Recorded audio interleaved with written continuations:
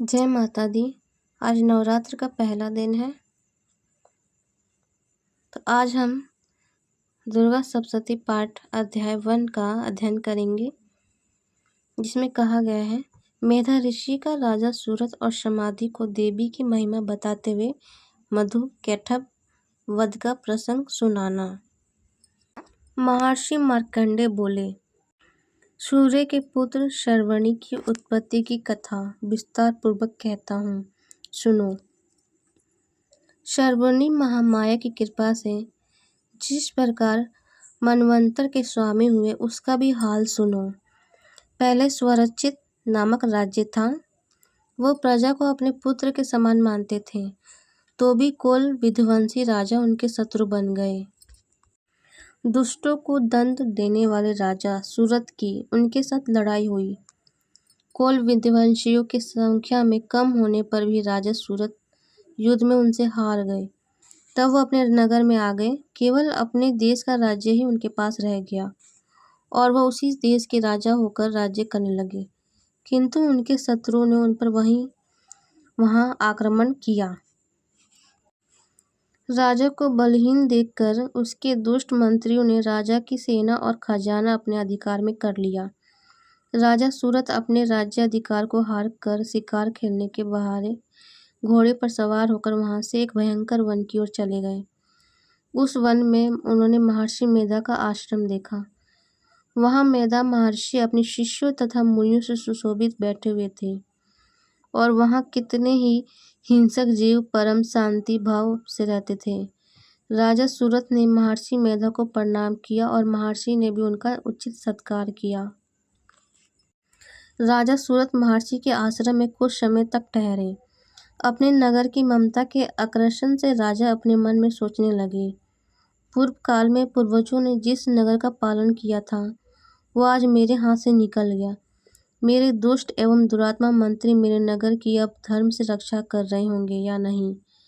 मेरा प्रधान हाथी, जो कि सदा मद की वर्षा करने वाला और शूरवीर था, मेरे वैरियों के वश में होकर न जाने क्या दुख भोग रहा होगा। मेरे आज्ञाकारी नौकर, जो मेरी कृपा से धन और भोजन पानी से सदैव सुखी रहते थे और मेरे पीछे पीछे चलते थे, वह अब निश्चय ही दुष्ट राजाओं का अनुसरण करते होंगे तथा मेरे दुष्ट एवं दुरात्मा मंत्रियों द्वारा व्यर्थ ही धन को व्यय करने से संचित किया हुआ मेरा खजाना एक दिन अवश्य ही खाली हो जाएगा। इस प्रकार की बहुत सी बातें सोचता हुआ राजा निरंतर दुखी रहने लगा। एक दिन राजा सूरत ने महर्षि मेधा के आश्रम के निकट एक वैश्य को देखा। राजा ने उससे पूछा, भाई तुम कौन हो? यह तुम्हारे आने का क्या कारण है? और तुम मुझे शोकग्रस्त अनमने से दिखाई देते हो, इसका क्या कारण है? राजा के ये नर्म वचन सुन वेश्या ने महाराज सूरत को प्रणाम करके कहा। वैश्य बोला, राजन, मेरा नाम समाधि है। मैं धनियों के कुल में उत्पन्न एक वैश्या हूँ। मेरा दुष्ट स्त्री पुत्र दिको ने लोभ से मेरा सब धन छीन लिया और मुझे घर से निकाल दिया। मैं इस तरह से दुखी होकर इस वन में चला आया हूँ और यहाँ रहता हुआ मैं इस बात को भी नहीं जानता कि अब मैं घर इस समय सब कुशल है या नहीं। यहाँ मैं अपने परिवार का आचरण संबंधी कोई समाचार नहीं पा सकता कि वो घर में इस समय कुशल पूर्वक है या नहीं। यहाँ मैं अपने परिवार का आचरण संबंधी कोई समाचार भी नहीं पा सकता कि वह घर में समय कुशल पूर्वक है या नहीं। मैं अपने पुत्रों के संबंध में ये भी नहीं जानता कि वो सदाचारी हैं या दुराचार में फंसे हुए हैं। राजा बोले, जिस धन के लोभी स्त्री पुत्रों ने तुम्हें घर से निकाल दिया, फिर भी तुम्हारा चित्त उसे क्यों प्रेम करता है? वैश्य ने कहा, मेरे विषय में आपका ऐसा कहना ठीक है, किंतु मेरा मन इतना कठोर नहीं है। यद्यपि उन्होंने धन के लोभ में पड़कर पितृस्नेह को त्याग कर मुझे घर से निकाल दिया है, तो भी मेरे मन में उनके लिए कठोरता नहीं आती। हे महामाते, मेरा मन फिर भी उनमें क्यों फंस रहा है, इस बात को जानता हुआ भी मैं नहीं जान रहा। मेरा चित्त उनके लिए दुखी है। मैं उनके लिए लंबी लंबी सांसें ले रहा हूँ। उन लोगों में प्रेम नाम को नहीं है, फिर भी ऐसे निस्संदेह के लिए मेरा हृदय कठोर नहीं होता। महर्षि मार्कंडेय जी ने कहा, हे ब्राह्मण, इसके पश्चात महाराज सूरत और वह वैश्य दोनों महर्षि मेधा के समीप गए और उनके साथ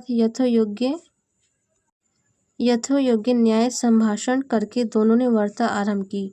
राजा बोले, हे भगवान, मैं आपसे एक बात पूछता हूँ, सो आप कृपा करके मुझे बताइए। मेरा मन अधीन नहीं है, इससे मैं बहुत दुखी हूँ। राज्य धनादि की चिंता अभी तक मुझे बनी हुई है और मेरी ये ममता अज्ञानियों की तरफ बढ़ती ही जा रही है। और ये समाधि नामक वैश्य भी अपने घर से अपमानित होकर आया है। इसके स्वजनों ने भी इसे त्याग दिया। स्वजनों से त्यागा हुआ भी ये उनसे हार्दिक प्रेम रखता है। इस तरह हम दोनों ही दुखी हैं।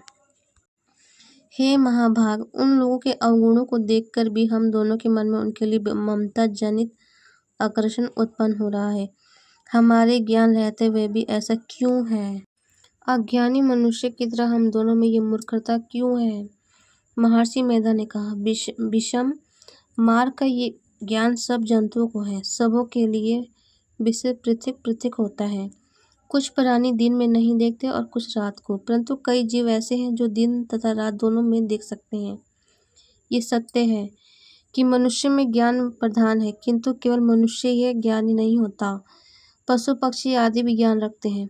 जैसे ये पशु पक्षी ज्ञानी है, वैसे ही मनुष्यों को ज्ञान है, और जो ज्ञान मनुष्य में वैसे ही पशु पक्षियों में, तथा अन्य बातें भी दोनों में एक जैसी पाई जाती हैं। ज्ञान होने पर भी इन पक्षियों की ओर देखो कि अपने भूख से पीड़ित बच्चों की चोंच में कितने प्रेम से अन्न के दाने डालते हैं। हे राजन, ऐसा ही प्रेम मनुष्य में अपनी संतान के प्रति भी पाया जाता है। लोभ के कारण अपने उपकार का बदला पाने के लिए मनुष्य पुत्रों की इच्छा करते हैं और इस प्रकार मोह के गड्ढे में गिरा करते हैं। भगवान श्री हरि की जो माया है, उसी से ये संसार मोहित हो रहा है। इसमें आश्चर्य की कोई बात नहीं, क्योंकि वह भगवान विष्णु की योग निद्रा है। वह माया ही तो है जिसके कारण संसार मोह में जकड़ा हुआ है। यही महामाया भगवती देवी ज्ञानियों के चित्त को बलपूर्वक खींचकर मोह में डाल देती है और उसी के द्वारा संपूर्ण जगत की उत्पत्ति होती है। ये भगवती देवी प्रसन्न होकर मनुष्य को मुक्ति प्रदान करती है। यही संसार के बंधन का कारण है तथा संपूर्ण ईश्वरों की स्वामिनी है। महाराज सूरत ने पूछा, भगवान, ये देवी कौन सी है जिसको आप महामाया कहते हैं? हे ब्राह्मण, वो कैसे उत्पन्न हुई और उसका कार्य क्या है? उसका चरित्र कौन कौन से हैं? प्रभु, उसका जैसा प्रभाव हो, जैसा स्वरूप हो, वो सब ही कृपा करके मुझे कहिए। मैं आपसे सुनना चाहता हूँ। महर्षि मेधा बोले, राजन, वह देवी तो नित्य स्वरूपा है। उसके द्वारा ये संसार रचा गया है, तब भी उसकी उत्पत्ति अनेक प्रकार से होती है। वो सब आप मुझसे सुनो। वह देवताओं का कार्य सिद्ध करने वाली प्रकट होती है। उस समय वो उत्पन्न हुई कहलाती है। संसार को जल में करके जब भगवान विष्णु योग निद्रा का आश्रय लेकर शेष शैया पर सो रहे थे, तब मधु कैटव नाम के 2 असुर उनके कानों के मैल से प्रकट हुए और वह श्री ब्रह्मा जी को मारने के लिए तैयार हो गए। श्री ब्रह्मा जी ने जब उन दोनों को अपनी ओर आते देखा और ये भी देखा कि भगवान विष्णु योग निद्रा का आश्रय लेकर सो रहे हैं, तो वह उस समय श्री भगवान को जगाने के लिए उनके नेत्रों में निवास करने वाली योग निद्रा की स्तुति करने लगे। श्री ब्रह्मा जी ने कहा, हे देवी, तुम ही स्वाहा, तुम ही स्वधा और तुम ही वष्टकार हो। स्वर भी तुम्हारा ही स्वरूप है। तुम ही जीवन देने वाली सुधा हो। नित्य अक्षर ब्रह्मों में आकार, उकार, मकार, इन तीनों में माताओं के रूप में तुम ही स्थित हो। इनकी आंतरिक जो वेद पथ अधमात्रा है, जिसका कि विशेष रूप से उच्चारण नहीं किया जा सकता, हे देवी, वो भी तुम ही हो। हे देवी संध्या, सावित्री तथा परम जननी तुम ही हो। तुम इस विश्व को धारण करने वाली हो। तुमने ही इस जगत की रचना की है और तुम ही इस जगत का पालन करने वाली हो। तुम ही कल्प के अंत में सबको भक्षण करने वाली हो।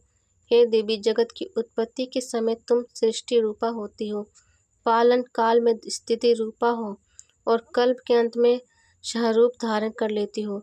तुम ही महाविद्या, महामाया, महामेधा, महारात्रि और मोह रात्रि हो। श्री ईश्वरी बोध स्वरूपा बुद्धि भी तुम ही हो। तुम ही हो लज्जा, पुष्टि, तुष्टि, शांति और क्षमा भी तुम ही हो। तुम खड्ग धारिणी, शूल धारिणी, घोट रूपा तथा गदा, चक्र, शंख और धनुष को धारण करने वाली हो। बाण, भुषंडी और परिघ ये भी तुम्हारे ही अस्त्र हैं। तुम सौम्य और सौम्यत्यार हो। यही नहीं बल्कि जितना भी सौम्य तथा सुंदर वस्तुएं इस संसार में है, उन सबसे बढ़कर सुंदर तुम हो। पर और अपर सबसे पर रहने वाली सुंदर तुम ही हो। है सर्वस्वरूपा देवी, जो भी सहस्त्र पदार्थ है और उनमें जो शक्ति है वो तुम ही हो। ऐसी अवस्था में भला तुम्हारी स्तुति कौन कर सकता है। इस संसार की सृष्टि, पालन और संहार करने वाले जो भगवान हैं, उनको भी जब तुमने निद्रा के वशीभूत कर दिया है, तो फिर तुम्हारी स्तुति कौन कर सकता है। मुझे भगवान विष्णु तथा भगवान शंकर को शरीर धारण कराने वाली तुम ही हो। तुम्हारी स्तुति करने की शक्ति किसमें है। हे देवी, तुम तो अपने इन उदार प्रभाव के कारण ही प्रशंसनीय हो। मधु और केटप जो भयंकर असुर हैं, उन्हें मुंह में डाल दो और श्री हरि भगवान विष्णु को भी जल्दी जगा दो और उनमें इनको मार डालने की बुद्धि भी उत्पन्न कर दो। महर्षि मेधा बोले, हे राजन, जब श्री ब्रह्मा जी ने इन देवी से इस प्रकार स्तुति करके भगवान को जगाने तथा मधु और केटप को मारने के लिए कहा, तो भगवान श्री विष्णु के नेत्र, मुख, नासिका, बाहु, हृदय और वक्षस्थल से निकल कर ब्रह्मा जी के सामने खड़ी हो गई। उनका ऐसा करना था कि भगवान श्रीहरि तुरंत जाग उठें और दोनों असुरों को देखें, जो कि अत्यंत बलवान तथा पराक्रमी थे और मारे क्रोध के जिनके नेत्र लाल हो रहे थे और जो ब्रह्मा जी का वध करने के लिए तैयार थे। तब क्रोध हो उन दोनों दुरात्मा असुरों के साथ भगवान श्रीहरि पूरे 5000 वर्ष तक लड़ते रहे। एक तो वो अत्यंत बलवान तथा पराक्रमी थे, दूसरे महामाया ने भी इन्हें मुंह में डाल रखा था। अंत वह श्री भगवान से कहने लगे, हम दोनों तुम्हारी वीरता से अत्यंत प्रसन्न हैं, तुम हमसे कोई वर मांगो। भगवान ने कहा, यदि तुम मुझ पर प्रसन्न हो तो अब तुम मेरे हाथों से मर जाओ। बस इतना सा वर मैं तुमसे मांगता हूँ, यहाँ दूसरे वर से क्या प्रयोजन है। महर्षि मेधा बोले, इस तरह से जब वो धोखे में आ गए और अपने चारों ओर जल ही जल देखा, तो भगवान श्रीहरि से कहने लगे, जहाँ पर जल ना हो, सूखी जमीन हो, उसी जगह हमारा वध कीजिए। महर्षि मेधा कहते हैं, तथास्तु कहकर भगवान श्रीहरि ने उन दोनों को अपनी जांघ पर लिटाकर उन दोनों के सिर काट डाले। इस तरह से ये देवी श्री ब्रह्मा जी की स्तुति करने पर प्रकट हुई थी। अब तुमसे उनके प्रभाव का वर्णन करता हूँ, सो सुनो। आज का अध्याय यहीं समाप्त हुआ। आगे की अध्याय हम कल सुनेंगे। अगर वीडियो अच्छी लगी हो तो प्लीज़ लाइक कीजिए और हमारे चैनल पे नए आए हो तो सब्सक्राइब कीजिए। धन्यवाद। जय माता दी।